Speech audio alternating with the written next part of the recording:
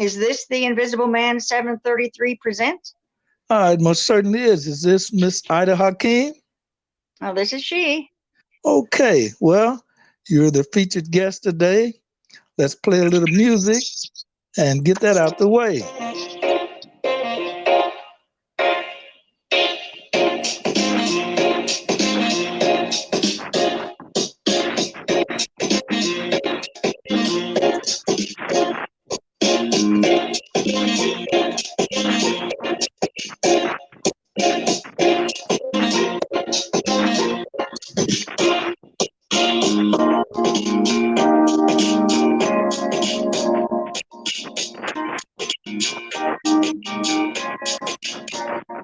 Okay, thank you for tuning in to Invisible Man 733 Presents for an extremely important episode.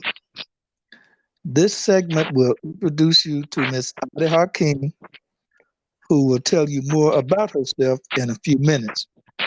But before she does, that the music is out the way, let me take you back to a time when there was chattel slavery. Caucasians, for the most part, were the slave masters, and our ancestors were slaves. This cannot be disputed. We are not here to talk about critical race theory or the 1619 Project that has gained attention lately. We're here to talk about, and to, a lady who in reality is following the traditions of what were known as abolitionists. These were Caucasians who fought against slavery. They are recorded in history books as the American Anti-Slavery Society, founded by William Lloyd Garrison and Arthur Tappan. Frederick Douglass, an escaped slave, became a prominent abolitionist and was a key leader of this society who often spoke at its meetings. They argued for the immediate freedom of all slaves and operated under the motto of "Our country is the world. Our countrymen are mankind." This was the motto of the Liberator, the newspaper which spread its message to the public. Again, today we have Ms. Ida Hakim, who you will see follows in the great tradition of liberation for us. And now, Ms. Hakim, please give us a few words about yourself. Okay, and greetings to everyone. I'm 75 years old in March, and I was born in the Midwest in the state of South Dakota. My father was a farmer and a country preacher, and my mother was a school teacher. And basically, I was raised on the Bible, so I have a very deep training in the stories of the Bible and what to, what to expect and how to look toward this day that is occurring now. So it was a very strong childhood training, and I was very interested in it and serious about it. So that is the footing that caused me to, at one point in time, enter into advocacy for reparations, which would be basically finishing up the work of the abolitionists. Things have not been just. Things have not been fair. There's been no equal distribution of wealth, and not even escape from slavery as yet, because I believe we're all mentally enslaved. And so that's where I am right now. That's a little bit of my past. And I'm ready for your next question. Well, I'm trying to get over what you said. That was quite, I thought I took some time introducing you, but some of the things that you said, let me try to regroup. You mentioned that you are from South Dakota? Uh-huh. Yes, I am. And your dad was a preacher? Yep, he was. That's interesting. Did you attend his services? Every Wednesday and every Sunday. Okay. Yeah. So you enjoyed reading the scriptures as a child? I did, actually. I did. I had a very strong interest in it, especially in the last days, in the book of Revelation. And I also had an interest in a number of the stories. So yes, my mind it was where my mind was occupied a lot of times as a little girl. Well, and what you just said, you mentioned the last book, the book of Revelations, and you have some opinion about the time in which we live? Well, I do, because I believe this is a time when prophecy is fulfilled, and we are all playing a role in it. And I see this reparations movement as a part of it. So, yes, I can say that. This is the time. This is the end time from my opinion or my mind. Yes, ma'am. Okay. Well, with an end, there's also a beginning. But I want to change a little bit. Let me ask you a question. It's one word, and that's justice. Were you always concerned with the thought of justice for others?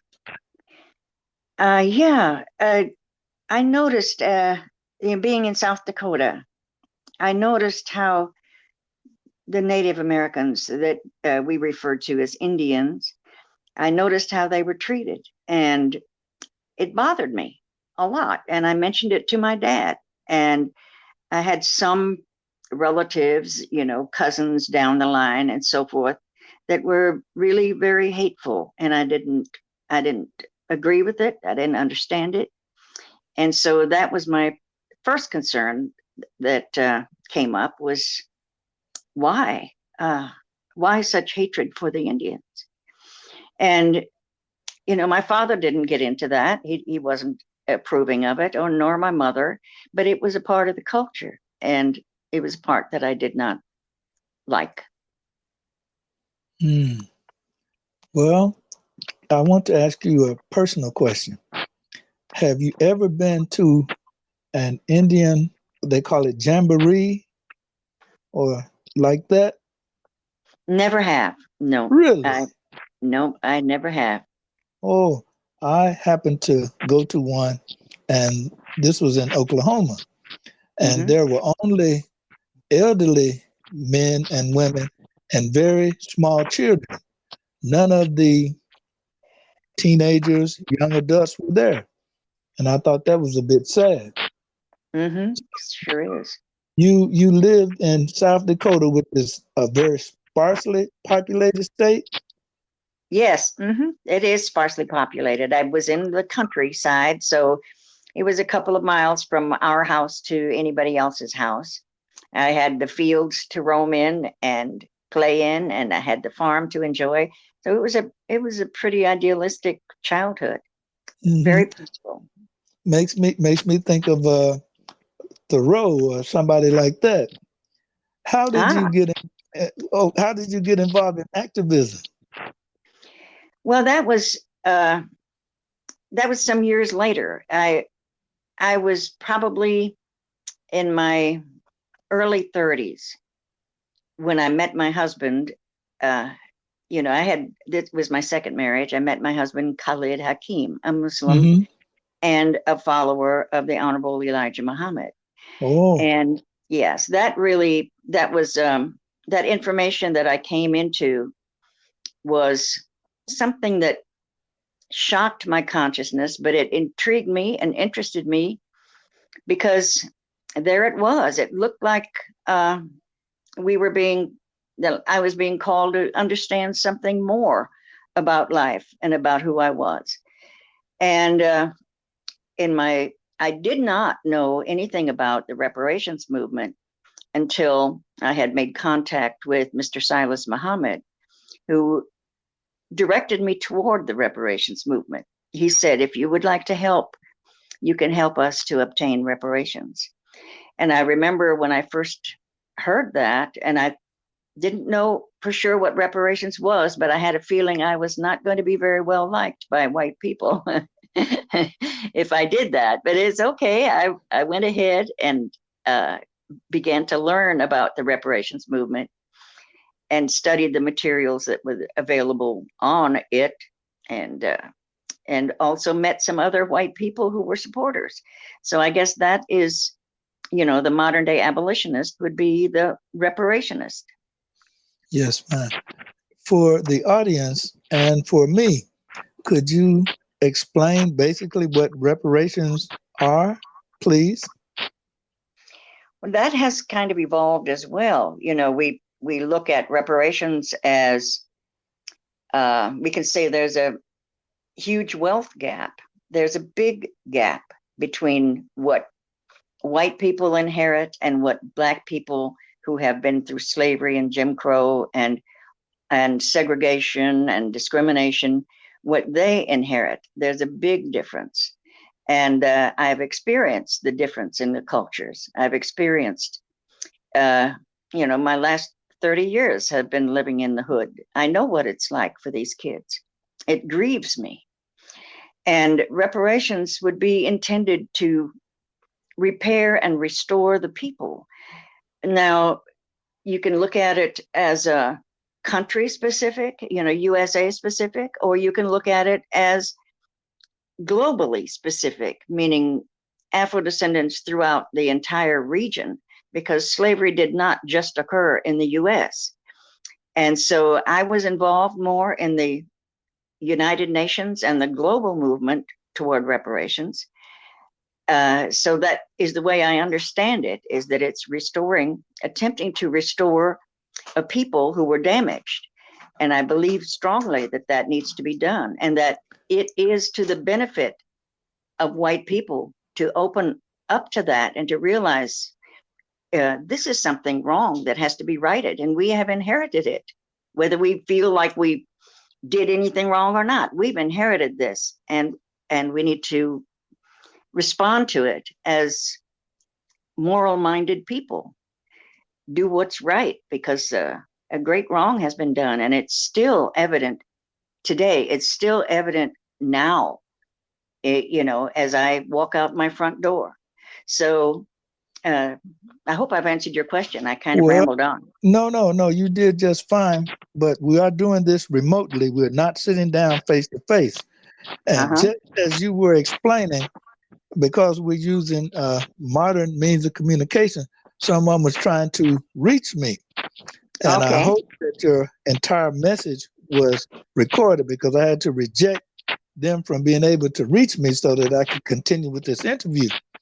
But you used the term, and you said hood, which is a derivative of neighborhood, right? Right. Mm-hmm. So, in being around, and you use the term Black people, I think today there's a different term that we can use, the term Afrodescendant. That's correct. Yes. Mm-hmm. Okay. Now, when you, I guess the question, when did you first become acquainted with us as a people? Was it when you married your husband and you began to live in the neighborhood with him? Yes. I met him out in Los Angeles, in Venice, California, which was diverse. It wasn't, it was all types of people living on the beach in Venice, California. But we moved to Chicago's South Side, and that's where I began to get familiar. It was kind of shocking to my mind to see the difference. Mm-hmm. And I had to actually walk out of the hood, about a mile in order to even get a job. Wow. So, yeah, there's nothing available here. It was just kind of gray, and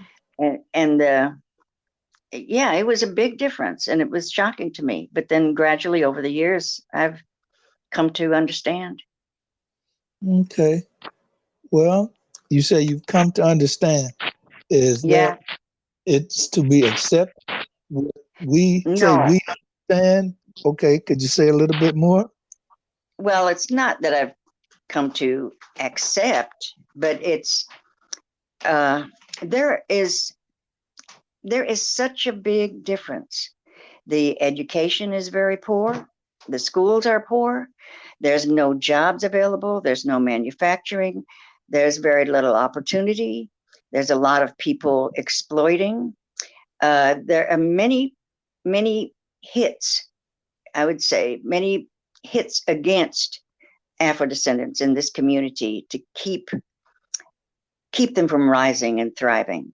And I've seen it and come to know it. You know, the children don't have the same opportunity.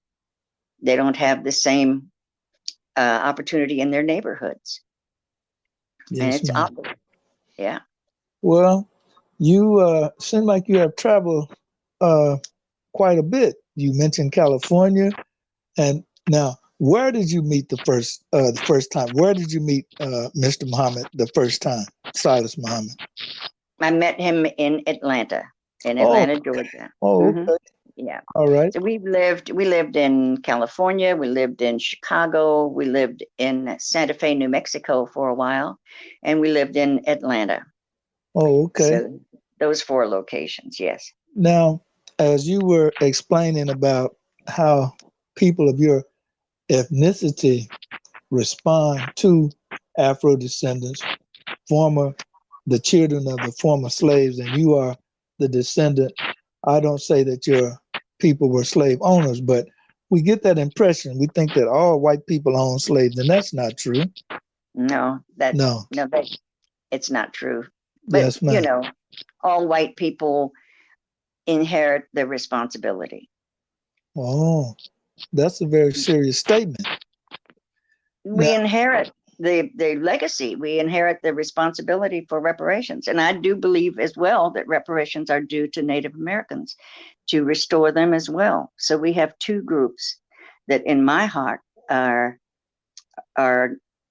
that we need to look at and take responsibility for what was done in our name and for our benefit. Okay. This is 2005. You wrote an article entitled Reparations as Viewed from the River of Time. And how important is time? Before I give you the quote that I want you to respond to, how important is time today, for any time? Well, I think, I had said when we first started talking that we are in a very profound time. Mm-hmm. This is, as far as I'm concerned, this is it. This is when we need to make the decision to make things right. So it would be, yes, time is important. And we have, and I believe that the power of the Western world in doing what it did, their time has expired. It's time to change. Well, that would be a positive change rather than a negative change. Oh, most definitely. And most definitely, if you make a decision to do the right thing, to basically turn the boat around, to bring. Oh, I didn't lose your hope. Yeah. I heard bringing in, yes, ma'am, and then it just stopped. So could you repeat that? Well, let's see. I was saying, you asked about time. Turn the boat around. Turn the boat around. Mm-hmm. I feel about it. We're about to go over. Do you really want to go over the cliff, or do you want to turn the boat around and do what is right by the people who have been wronged? And if we can do that, for white people, it would be a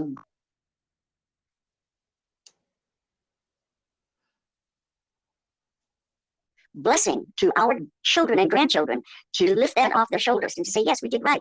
When we realized what had been done in our name and we saw the evidence of it and we understood it, we did the right thing.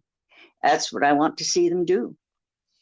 Well, unfortunately, there was a little break in that. You said that you were a child, you grew up reading the scriptures.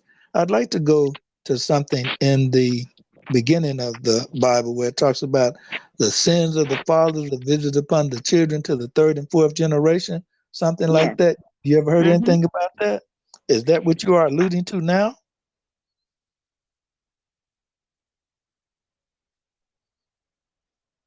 Oh, we have a technical problem here for a second. Miss Hakim, can you hear me? Yes, I can hear you. Yeah. Did you understand my question? Did you give a response? We're having all kinds of technical difficulties. Can you hear me now? Oh my goodness.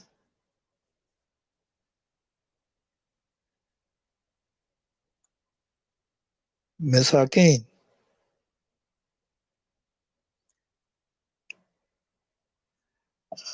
your responses are not being recorded. Try again. Can you hear? Yeah, I can hear you now. Yes, ma'am. Okay. What I was saying with regard to that scripture about the sins of the fathers being visited upon the children to the third and fourth generation, yes, I agree. It is visited upon us, with myself being one of the children. And if I don't handle it in this generation, it will be upon my children and grand.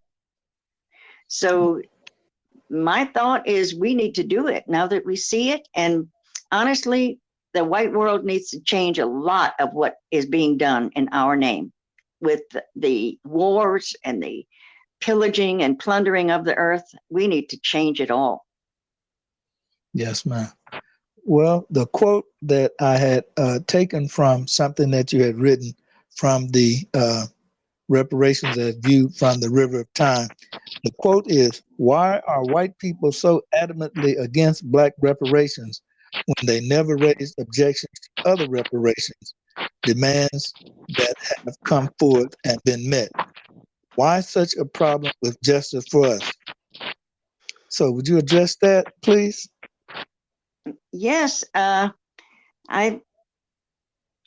I believe that we are brainwashed, and we're brainwashed by the media. We're brainwashed by political parties that totally depend upon divide. And we don't have our own thinking capacity half the time. We respond to whatever is given to us by the TV set or the video. And if we heard the right information, if we open up to look at the history, if we listen to some logical arguments, we would go there. It's just that the people don't have their own minds. They have a mind that is given to them by an elite class that wants things to continue. And the greatest fear that that class has is that Black people, Afrodescendants, will rise. Because when they do rise, they will have the power and strength to basically, be the greatest in the whole world. To be honest with you, Yes, you've ma'am. been through hell, and when reparations are paid, I think the power will change hands, and that's fine. Well, you have been involved in causing it to happen. You've been part of a group that was known as CURE. Could Yes. you give us a little information about that? Yeah, CURE was an organization that I built back in the early 1990s. I started to build it, contacting white people who supported reparations. And the organization came into effect so that we would have something as some international group to obtain non-governmental status with the United Nations. You need to have a certain number of members, you need to have publications and so on. So I set out, and the rest of the CURE members did, to build that organization and obtain non-governmental consultative status at the UN, which we did obtain in 1997. So CURE then continued on when the name of the organization was changed to All for Reparations and Emancipation. We still continued on as a reparations advocacy organization, and some of the CURE members are still friends today. Mm-hmm. Well, that brings me to this. When the incident happened, May 25th, 2020, the death of George Floyd, the entire planet witnessed it. And I think that it opened a lot of people's eyes as to how we as Afro descendants are being treated inside this country. when you saw it, what was your first impression? It was horrifying and to a lot of people. And yes, it may have awakened some to what is really going on and how could that murder take place right in front of home. It was horrifying. And yeah, I think a lot of people were shocked by that. Ones who hadn't given it much thought before were very shocked by it. Yes, ma'am. We are at about 25 minutes, so we have a little under about 4 minutes now. This is the beginning of a series I'd like to do with you. And again, the first one is Meet Miss Ida Hakim. You are an activist, an abolitionist, and someone who is for reparations. And you are ethnically Caucasian, but you're a Yes. human being, right? I am. I think sometimes people forget that that's what really matters is being a human being. They sure do forget it, don't they? Yes, ma'am. Yeah. Is there some advice you would like to offer our listeners, and it doesn't matter the ethnicity, on what you have introduced to us, the fact that some white people are for reparations, most seem to be against, and it seems like even some Afrodescendants are against it. What would you like to say in the last remaining minutes? Well, I would like to say that when you look at the history and you actually look at the wealth gap and you look at what has been done to hold the descendants of enslaved Africans down, including what is being done today, it should be as abhorrent to us as the George Floyd murder. We need to have a look at it. I believe if white people really understand and the efforts to keep people from rising, the reparations movement would be supported by majority. I do believe that our media and our divided government keeps a battle going on and keeps us from really having a serious human look at what happened in the past and where we are today and what we can do about creating for our children and lifting this burden off of their shoulders. That was quite profound. Again, we have little over a minute. I want to thank you for taking the time to drop in and speak with us. Again, this is the first in a series, and the first one is Meet Miss Ida Hakim. I think maybe for the next time I will ask you more hard-hitting questions, if I may. Okay. I'll have to think of some, and perhaps you can just think about what you'd like to say next time you visit us on Invisible Man 733 Presents. And we have just about a minute, so a closing word, if you just say the last thing you want to say before the music begins. Well, we have a lot to talk about, and I'm happy to do it. Join you here. I hope our recording this time has come out okay. It's been a little choppy, so I hope it's coming out okay and people will be able to hear it without a problem. I hope so too. Again, we have been speaking with Miss Ida Hakim. She is, for all practical reasons, what is considered a abolitionist. And that was the music kind of beginning. And we have about 30-some seconds. So, Ms. Hakim, it's really been my pleasure to speak to you.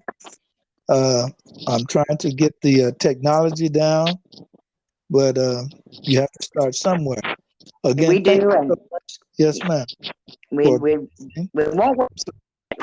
We'll continue on and get past these bumps. All right. Thank you so much. Bye-bye. Bye-bye. Oh, yes. Salam alaikum. Wa alaikum salam. And here comes the music somewhere.